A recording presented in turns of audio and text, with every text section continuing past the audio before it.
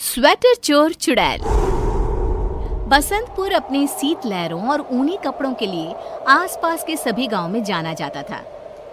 जनवरी का महीना, कड़कड़ाके की ठंड के बीच बसंतपुर के लोग ठंड से बचने के उपाय लगातार करते रहते। कोई आग ताप कर तो कोई ऊन के मोटे मोटे कपड़े पहनकर। इसी बीच मोहन अपने परिवार के साथ अपने घर में आग ताप रहा होता है। इस बार तो हर बार से ज्यादा ठंड गिर रही है। बाबा रे, हाथ में महसूस ही नहीं हो रहा।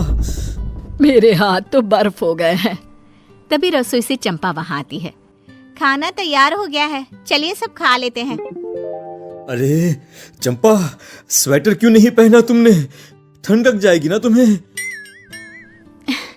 काम करते वक्त गर्मी सी लगी तो एक बार स्वेटर खोल लिया था। अभी जाकर पहन लेती हूँ, वरना ठंड की चपेट में आ गई तो फिर तो मैं गई। चंपा अपने कमरे में जाती है जहाँ उसने स्वेटर खोल कर रखा था, पर वहाँ स्वेटर होता ही नहीं।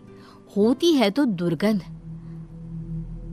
हाय रे अम्मा, हमारा स्वेटर कहाँ चला गया? अरे ये दुर्गंध, बाप रे बाप, नाक के बाल ही चल जाए। सुनिए जी, हमारा स्वेटर नहीं मिल रहा। चंपा की आवाज सुनकर मोहन कमरे में आता है।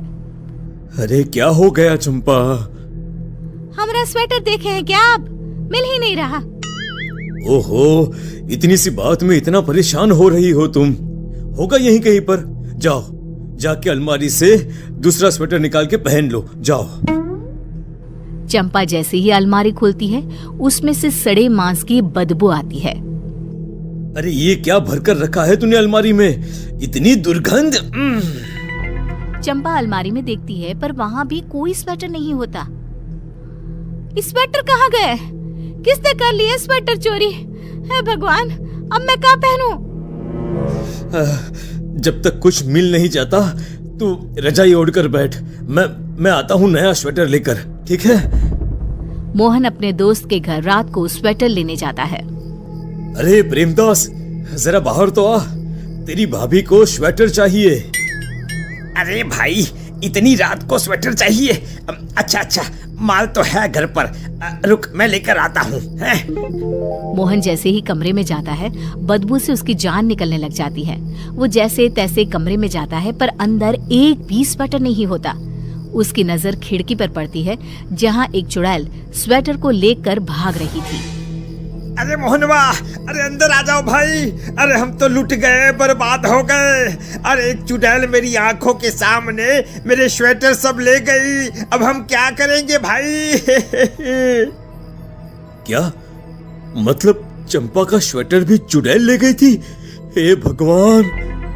बसंतपुर गांव के लोगों पर चुड़ैल का साया मंडराने लगता है। लोग बहुत डर जाते हैं।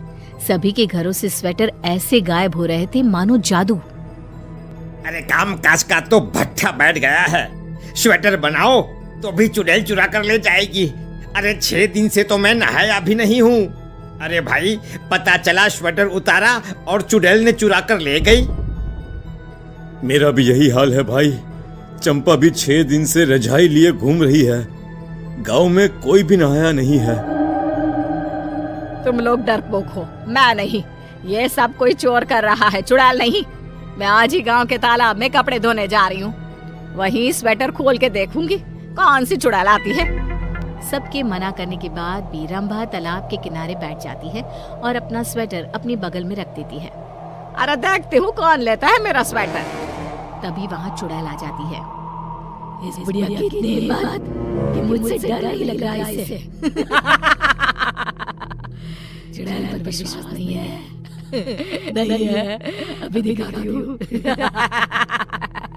ले बुढ़िया, मैं आ गई। जिंदगी के 4 दिन तो बाकी है, वो भी नहीं रह गया। मैं नहीं दूंगी अपना स्वेटर, चाहे कुछ भी हो। रंभा अपनी जिद पर अड़ी रहती है, जिसकी कीमत उसे अपनी जान देकर चुकानी पड़ती है। चुड़ैल रंभा को मारकर स्वेटर ले जाती है और रंभा की लाश को नदी में फेंक देती है। ये बात आग की तरह हो गया ना, यही बाकी था। चोरी के साथ साथ मौत। मैं तो पहले ही कहता था, अरे कोई उपाय निकालो। अब तो पैसे भी खत्म होने लगे हैं। ना तो स्वेटर बना पा रहे हैं, ना तो नहा पा रहे हैं। अरे अब तो कोई रास्ता निकालना ही होगा।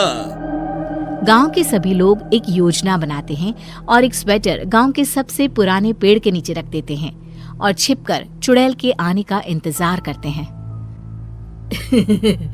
एक और स्वेटर। गांव के बददिमाग लोग। चुड़ैल उस स्वेटर को लेकर जंगल की ओर चली जाती है। सभी गांव वाले उसके पीछे पीछे जाते हैं, जहां वो लोग देखते हैं कि चुड़ैल गांव के सभी स्वेटर को एक गुफा में छुपाकर बैठी हुई है। तुम लोगों के कारण मेरा बच्चा ठंड से मर गया था। अब तुम लोग इस ठंड में कांपते बैठो। प्यारी को एक चुड़ैल बनने पर मजबूर किया है तुम लोगों ने। अब तुम लोगों को मारकर तुम लोगों के पहने हुए स्वेटर भी मैं चुराऊंगी। चुड़ैल की बात सुन सब गांव वाले जान जाते हैं कि वो कौन है और दोबारा गांव वापस आकर सभा करते हैं। अरे अरे ये तो हमारी प्यारी ही है। अरे पर वो चुड़ैल कैसे बन गई? मुझे पता है। मोहन उन्हें प्यारी की सच्चाई बताता है, जिसके बाद गांव वाले प्लान बनाकर एक बार फिर जंगल की उस गुफा में जाते हैं जहां चुड़ैल सब स्वेटर अपने साथ लिए बैठी होती है। आ गए तुम सब लोग। उस दिन मेरा पीछा करने के बाद मुझे पता था तुम लोग वापस जरूर आओगे, पर इस बार बचकर कोई नहीं जाएगा। प्यारी, हम मानते हैं गांव वालों से गलती हुई है। तुम हमें सजा दो वो भी मंजूर है, लेकिन इस तरह अपने ही गांव वालों को मारना सही तो नहीं। वाह, मैंने तुम सबके घरों में काम किया और जब मेरे बेटे को एक स्वेटर की जरूरत पड़ी बस तो सबने ऐसे मुंह फेरा जैसे मुझे जानते ही ना हो। तुम सबकी वजह से ठंड से मेरा बेटा मर गया। जिस गांव के सभी लोग स्वेटर पहनते हैं वहाँ मेरा बेटा ठंड से मर गया और अब मैं तुम सबको उसी ठंड से तड़पा तड़पा कर मारूंगी, तभी मेरे बेटे और मुझे शांति मिलेगी। देखो बेटा, ये बदला लेने का सही तरीका नहीं है प्यारी। चिंटू की आत्मा कभी नहीं चाहेगी कि तुम ऐसा करो। हम तुमसे माफी मांगते हैं और वादा करते हैं कि कभी भी हमारे गांव में या आसपास के किसी भी गांव में कोई भी ठंड से नहीं मरेगा। गांव वालों के लाख नए तरीके से समझाने पर भी प्यारी नहीं मानती और एक एक कर सबके स्वेटर छीन लेती है, जिसके बाद कड़ाके की ठंड और कुछ भी गर्म पहनने के लिए ना होने की वजह से गांव में लोगों की मौत होने लगती है। बहुत हुआ। अब मैं इस प्यारी चुड़ैल की एक नहीं चलने दूंगा। प्रेमदास ठंड से कांपता चुड़ैल के पास जाता है। प्यारी बहन, देखो मैं तुम्हारा दर्द समझ सकता हूँ और मैं गांव वालों और अपने बर्ताव के लिए माफी भी मांगता हूँ। मेरा वादा है तुमसे कि आज के बाद हर साल जरूरतमंद लोगों को फ्री में स्वेटर बांटूंगा और तुम्हारे बेटे के नाम से ही बांटूंगा। लेकिन अभी तुम गांव वालों को उनके गर्म कपड़े वापस कर दो। सब अपने किए पर बहुत शर्मिंदा हैं और पछता भी रहे हैं। अब माफ कर दो बहन, माफ कर दो। प्रेमदास की बातों से प्यारी चुड़ैल का मन पिघल जाता है और वो गांव वालों को माफ कर देती है।